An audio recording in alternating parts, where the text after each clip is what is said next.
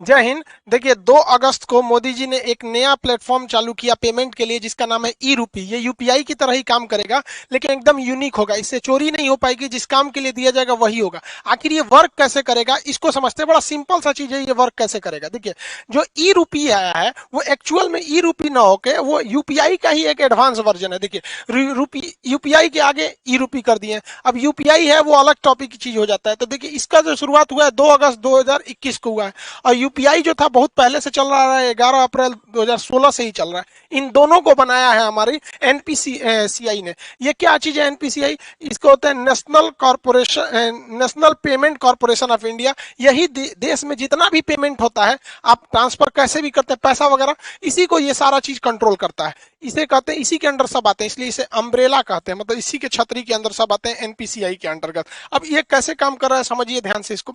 ये है, इसमें मैसेज या क्यूआर कोड द्वारा आपको एक स्पेसिफिक कोई भी सुविधा भेजनी होगी, तो ये क्यूआर कोड द्वारा आएगा। क्यूआर का फुल फॉर्म क्या होता है? Quick response. ये बड़ी तेज रिस्पॉन्स करता है। कहीं पेमेंट कटाना है, क्विक रिस्पॉन्स तुरंत ये काट देता है। अब किसी के पास ही छोटका मोबाइल हुआ है ये वाला, अब इसमें क्यूआर कोड आएगा नहीं, तो इसमें एसएमएस जाएगा, शॉर्ट मैसेज सर्विस। ये एसएमएस के थ्रू आपको एक कोड मिल जाएगा। वो कोड जिसको दीजिएगा उतने बदले आपको वो सुविधा दे देगा।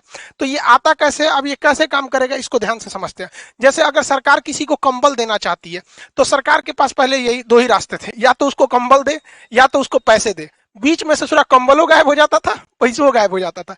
किताब देना चाहती है तो भाई कोई भी चीज, या कपड़ा देना चाहता है, खाना देना चाहती है, तो सरकार के पास यही रास्ते हैं। अगर सरकार खाना देगी तो दो कई तरह से घोटाला, लोग खाने का पैसा मार जाएंगे या खाने की क्वालिटी गिरा देंगे। अभी सरकार ने कहा था मास्क बांटने के लिए 20 रुपया की जगह पे 2 रुपया वाला मास्क बांट दिया था, 50 रुपया मास्क बोला था तो 2 रुपया वाला बांट दिया था। अलग अलग चीज में सरकार पहले देना कुछ चाहती है, वहां तक पहुंच नहीं पाता है, तो इसको ये पूरी तरह से खत्म कर देगा। क्योंकि ये स्पेसिफिक जिस पर्पज के लिए दिया जाएगा, आप वही काम यूज ही कर सकते हैं, और जिसे दिया जाएगा वही यूज कर पाएगा। कैसे करेगा इसको समझिए। जैसे मान के चलिए ये एक किसान है भाई साहब, इनको, ये एक पर्सन है, इनको किस यूज के लिए सरकार पैसा देगी? सरकार ने इन्हें 1000 रुपया देना चाहती है कि आप जाके फर्टिलाइजर यूरिया वगैरह खरीद लीजिएगा।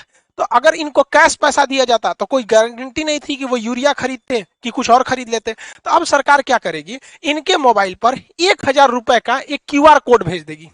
अब ये किसान सोचेंगे कि मान के चलिए, सोचा कि एक काम करते हैं, 1000 का यूरिया की जगह पे ना दारू खरीद लेते हैं शराब के दुकान पे। तो इनके मोबाइल पे आया है 1000 का क्यूआर कोड, इनको लगेगा कि भैया कहीं चलेगा। अब ये दारू के दुकान पे जाके कहेंगे कि हमको 1000 का शराब दे दीजिए, तो वो कहेगा क्यूआर कोड दीजिए। तो शराब के दुकान वाला जब क्यूआर कोड को स्कैन करेगा ना, तो उसमें ये इनवैलिड कहेगा। क्यों? क्योंकि इस सब के पीछे खड़ा है एनपीसीआई। एनपीसीआई जो है, इसने शराब वाले को ये वाला क्यूआर कोड का एक जुड़वा भेजा ही नहीं है। मैच करेगा तब ना पेमेंट होगा, इसने भेजा ही नहीं है। इसने किसको भेज रखा है? भारत में जितने भी यूरिया के दुकान वाले हैं उनके पास भेज दिया है यहाँ पर। यानी ये क्यूआर कोड अगर इन्हें यूरिया या फर्टिलाइजर खरीदने के लिए दिया गया है, तो एक ही साथ एनपीसीआई क्या करता है, एक इनके मोबाइल पे भेजता है और एक सिस्टम में अपलोड कर देता है, किसके? फर्टिलाइजर यानी यूरिया वाले के पास। तो यानी ये वाला क्यूआर कोड ये हिंदुस्तान में कहीं भी जाएंगे यूरिया वाले के पास मैच कर जाएगा, बाकी ये किसी को दिखाएंगे मैच नहीं करेगा। तो देखिए, इनको 1000 का यूरिया भी मिल गया, आई चाह के भी इसका दूसरा यूज नहीं कर सकते। जैसे मान के चलिए ये बाबा है, इनको 2000 रुपए का इलाज कराने के लिए सरकार ने पैसा दिया कि भैया आप जाइए 2000 रुपए का इलाज करा लीजिएगा, ये फलाना दवा खरीद लीजिएगा, आपके बुढ़ौती के लिए काम आएगा। इन्होंने सोचा 2000 रुपया का हमारे पास क्या आ गया है, क्यूआर कोड आ गया है। एक काम करते हैं, 1000 रुपया का दवाई खरीदेंगे, पहले चलते हैं पोता के लिए ना खिलौना खरीद लेते हैं। हमारा पोतवा बड़ा हो गया, देख रहे हैं सीबीएसई बोर्ड वाला है यहाँ पे, इसके लिए सोचेंगे खिलौना खरीदने के लिए। अब खिलौना के जहाँ पे बिल बनवा लेंगे और कहेंगे देखिए हमारे पास 2000 का क्यूआर कोड है, आप इसी में से काट लीजिए, बस लो। खिलौनवा के दुकानिया वाला उस पर क्यूआर कोडवा को स्कैन करेगा ना, तो कहेगा इनवैलिड। काहे? ई भैया ई बैठल है कौन? एनपीसीआई। ये बहुत होशियार है। जैसे ही सरकार क्यूआर कोड देती है तो 2 गो देता है, एगो ई बाबा को देगा और जो दवाई इनको लेना है उस दवाई वाले के पास भेज देगा।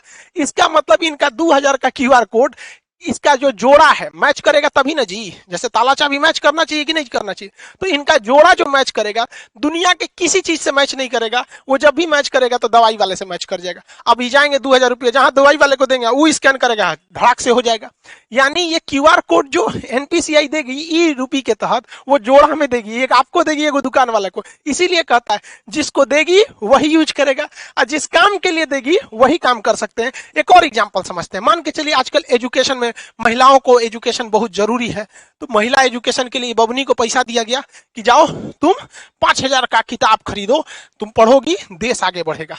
तो 5000 रुपये की किताब के लिए इनके पास क्या भेज दिया गया, क्यूआर कोड भेज दिया गया, क्विक रिस्पॉन्स, तुरंत इनको पैसा मिल जाएगा। ये सोचेगी, सोच रहा 5000 की किताब खरीदने से अच्छा है ना चलते हैं ब्यूटी पार्लर में मेकअप करवा लेते हैं। मेकअप में बहुत पैसा लगता है, कुछ पोत देती हैं सब, एगो झाड़ू रख ले रहती हैं सब छोट साइज का, अखिया उठा देती हैं ऐसे छज्जा जैसन बना देती हैं सब। तो मान के चलिए मेकअप करा लेगी।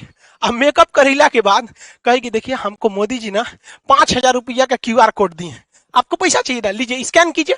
तो निकालेगी स्कैन करने के लिए, ब्यूटी पार्लर वाला कहेगा नॉट मैच, जा एक तो मेकअप हो गया, अब मैच ना करेगा। काहे कि जो एनपीसीआई है ना इसने क्या किया है कि 5000 रुपया का क्यूआर कोड एकरा मोबाइल में तो भेजबे किया है, साथ ही साथ जिस किताब के लिए भेजा गया है वो किताब कहां कहां बेचती है, जहां जहां वो किताब बिकती है उस दुकानदार के पास भी है वहां पर, तो वही किताब ये वाले में मैच करेगा। समझ में आ गया कि नहीं आ गया?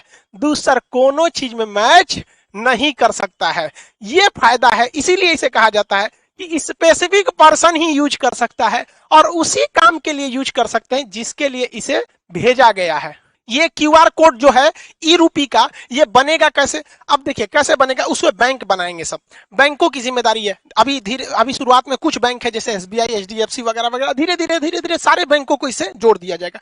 बैंक के पास ही ये अधिकार होगा ये प्रीपेड सर्विस देने के लिए। जैसे मान के चलिए बहुत सारी कंपनी है, डेल कंपनी है, अमेरिका की डेल कंपनी या कोई कंपनी है, वो चाहती है अपने किसी वर्कर को मुंबई भेजी है काम से कि अब मुंबई में उसको रहने के लिए बढ़िया होटल चाहिए, तो उसने वर्कर को दिया कि लो भैया 20,000 रुपया तुम ताज होटल में रह जाना, क्योंकि मेरी कंपनी का नाम होगा, ताज होटल में रहोगे तो। लेकिन वर्कर सोचेगा ताज होटल में ना रह के कोनो और होटल में रख देते, पैसा बचा लेंगे, तो कंपनी को लॉस लगा कि नहीं लगा? तो अब कंपनियां क्या करेंगी, धीरे धीरे जब ये एडवांस होगा तो वो क्या करेगा, डेल कंपनी किसी बैंक को कहेगा कि हमको 20,000 रुपया का ताज होटल का एगो कूपन दे दीजिए, क्यूआर कोड दे दीजिए। तो ये 20,000 का देगा तो कुछ अपना चार्ज भी लेगा, 20,000 का देगा तो। अब बताइए ये आदमी जो कंपनी थी या सरकार थी उसने कूपन बनाने को दिया, तो ये बैंक किसको रिक्वेस्ट भेजेगा, एनपीसीआई को। ये 1 सेकंड के अंदर अंदर इसको कोड बना के दे देगा। एनपीसीआई 3 गो कोड बनाएगा। पहला एगो रखेगा अपने पास कि बाई दी वे कोई विवाद हो गया तो हम मैच कर लेंगे, एगो उस वर्कर बाकी बैंक को दे देगा। तो बैंक किसको देगा, एगो वर्कर को कि हाँ भैया ले जाइए आप ताज होटल में रुकिएगा। एगो स्कैन करने के लिए कहां चल जाएगा, ताज होटल के पास। अब लो तुम ओबराय होटल में लगाओगे, किसी और होटल में लगाओगे, वो सुनबे नहीं करेगा। क्यों? क्योंकि एक जोड़ा उस कर्मचारी के कहां पे था, वाउचर में दिया गया था मोबाइल में स्कैन करने के लिए। एगो किसके पास था, ताज होटल के पास, और एगो किसके पास है, एनपीसीआई के पास, कि बाद में कोई विवाद हो जाए कि ना मैच नहीं कर रहा है और कंपनी का ना ताजे होटल का ही है, मैच क्या नहीं करेगा, तो ये सुलझा सके। समझ में आ गया? इसके अलावे एगो ये अपने पास इसलिए रखता है कि मान के चलिए इसने भेजा और कर्मचारी आया ही नहीं, 1-2 साल तक नहीं आया, तो बाद में वो वाउचर बर्बाद नहीं ना होगा। तो एक फिक्स टाइम के बाद एनपीसीआई कहेगा अरे उसे ताज होटल में जाइए, नहीं रहा है, 2 साल हो गया, एक काम कर जिसका है पैसा वापस कर दे, लो भैया। तो इतना वेल डिसिप्लिन हो जाएगा ये चीज जिसका कोई हद नहीं। अब सरकार पहले याद कीजिए, पहले राजीव गांधी जब प्रधानमंत्री हुआ करते थे उस समय की बात है, वो कहते थे 100 रुपया भेजती है सरकार तो 55 रुपया पहुंचता है। अब बताओ भाई, अब तो इसमें टेक्नोलॉजी का है, 100 रुपया भेजेगी सरकार तो 100 रुपया पहुंचेगा, और जो ने चीज काती भेजेगी वही चीज में पहुंचेगा, क्योंकि उसका जोड़ा 3 गो बनाया है। एगो एनपीसीआई रखा है, एक जिसके लिए आपको भेजा है, दूसरा जहां स्कैन करेंगे वहां पे। अब जैसे मान के चलिए किसी को, अब आप इतना तो समझ ही गए, अभी सरकार ने कुछ मंत्रालय को इसमें किया है, आगे जाके सारी चीजों को इसी से जोड़ दिया जाएगा, वही काम ही आ सकता है। कई ऐसे डिपार्टमेंट है सरकार के जहां सरकार देती है पेट्रोल भरवाने का पैसा कि लीजिए फलाना अधिकारी हैं आप, पेट्रोल भरवा लीजिएगा 10,000 का और दौरा कीजिए गांव गांव में विकास हो रहा है कि नहीं। तो सर अधिकारी क्या करते थे सब, घर में सुतते थे सर, अब पेट्रोलों का पैसा बेच देते थे सर। अब सरकार ये ना करेगी, अब सरकार उनको 10,000 रुपया का पेट्रोल ना देगी, 10,000 रुपया का क्यूआर कोड देगी। लो बउआ तू 10,000 का क्यूआर कोड लो, और भारत के पेट्रोल पंप को भी वो क्यूआर कोड सेम दे देगी कि हमारा अधिकारी जहां आएगा पेट्रोल भरवाएगा क्यूआर कोड दिखाए दे देना।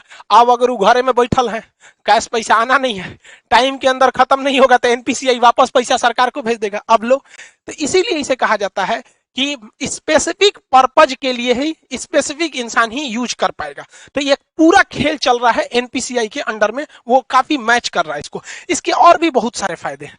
पहला कि इसके लिए किसी भी तरह के नेट की जरूरत नहीं है, आपको जरूरत नहीं है, जो पैसा काटेगा उसको जरूरत है।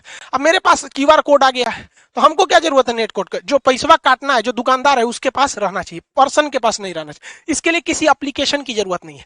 पहले आप पेमेंट पैसा देते थे यूपीआई के थ्रू या किसी के थ्रू, तो आपको कोई ना कोई, चाहे गूगल पे रखिए, पेटीएम रखिए, भीम रखिए, फोन पे रखिए, अब बड़ी ज्यादा था ससुरा पेमेंट टाइप, तो कोई ना कोई एप्लीकेशन की जरूरत है। ऐसा कोई अभी एप्लीकेशन की जरूरत नहीं है, आपके मोबाइल पे क्यूआर कोड आ जाएगा, रजिस्टर मोबाइल। दूसरा, इसमें किसी भी तरह के रजिस्ट्रेशन की जरूरत नहीं है।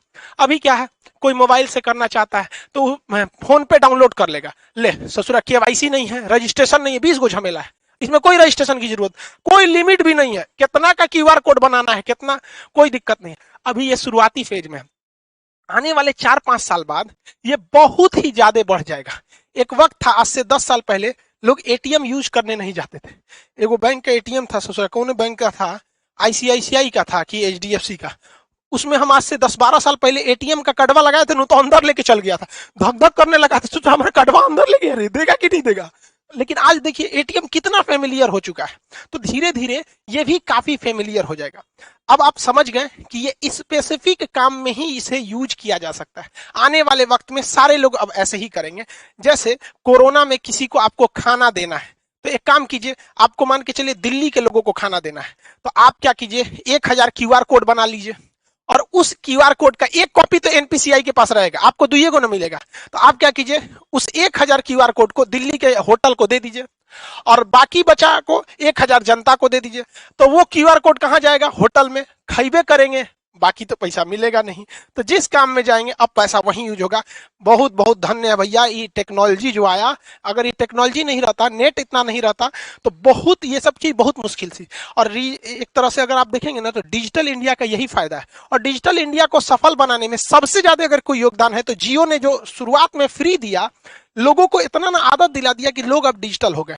पहले डाटा बहुत महंगा मिलता था, 999 में 1 GB ऐसे करके 3G मिलता था, और रात भर अगर डाटा ऑन हो गया, सुबह उठते आदमी देखता था डाटा ऑन, अरे बाप मर गए रे ससुरा, सब उड़ जाएगा। आज कोई टेंशन ही नहीं, सबका डाटा हमेशा ऑन रहता है। तो इसमें जियो ने भी बहुत ज्यादा योगदान दिया है, दुनिया में सबसे सस्ता डाटा हम लोग को देकर। आई होप आप इसको समझे होंगे। मिलेंगे नेक्स्ट क्लास में।